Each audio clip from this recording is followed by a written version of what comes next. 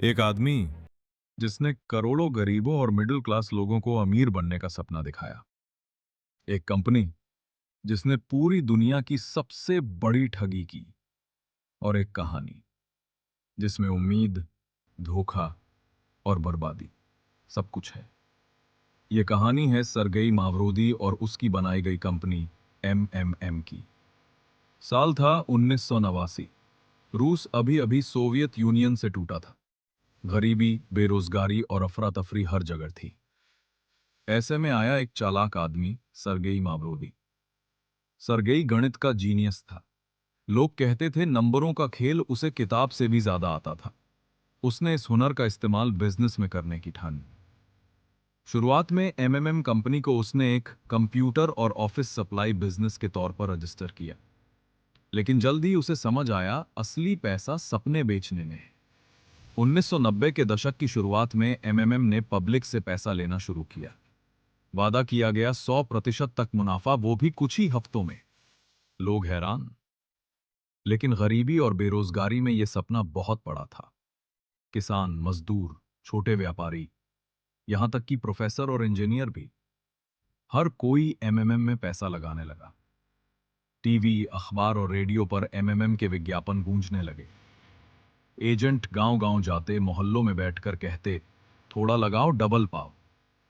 धीरे धीरे एमएमएम एक आंदोलन बन गया।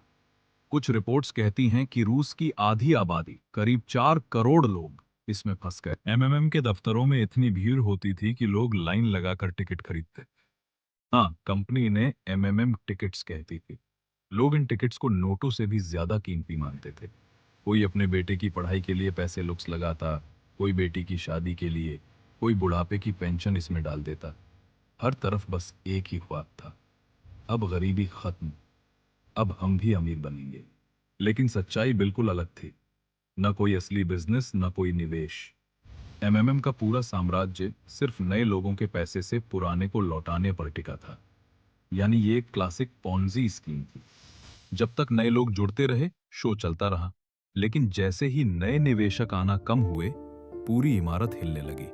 साल 1994 में रूस की सरकार और मीडिया ने सवाल उठाने शुरू किए। टीवी रिपोर्ट्स में दिखाया गया, एमएमएम के पास कोई असली इन्वेस्टमेंट नहीं है। लोग घबराने लगे। दफ्तरों के बाहर लाइनें लग गईं। हर कोई अपना पैसा वापस चाहता था। लेकिन एमएमएम के पास लौटाने को कुछ नहीं था। कुछ ही हफ्तों में पूरा साम्राज्य धराशायी हो गया। कंपनी बंद हो गई। लोगों के हाथ में जो टिकट्स थे, वो कागज के टुकड़ों से ज्यादा कुछ नहीं निकले। सड़कों पर हजारों लोग चीख रहे थे।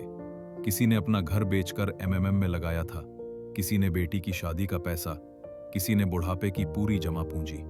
रिपोर्ट्स कहती हैं हजारों लोग सदमे से मर गए, कईयों ने आत्महत्या तक कर ली। मावरोदी गिरफ्तार हुआ, जेल गया। लेकिन तब तक करोड़ों परिवारों की जिंदगी तबाह हो चुकी थी। 1990 का एमएमएम स्कैम आज भी दुनिया की सबसे बड़ी पोंजी स्कैम कहानियों में गिना जाता है। एमएमएम की कहानी हमें यही सिखाती है, अगर कोई आपको कहे जल्दी अमीर बन जाओगे, पक्का मुनाफा मिलेगा, तो समझ लो वहां सबसे बड़ा धोखा छुपा है। सपनों की सबसे बड़ी चोरी वही होती है जब कोई आपकी मेहनत की कमाई को उम्मीद बनाकर छीन लेता है।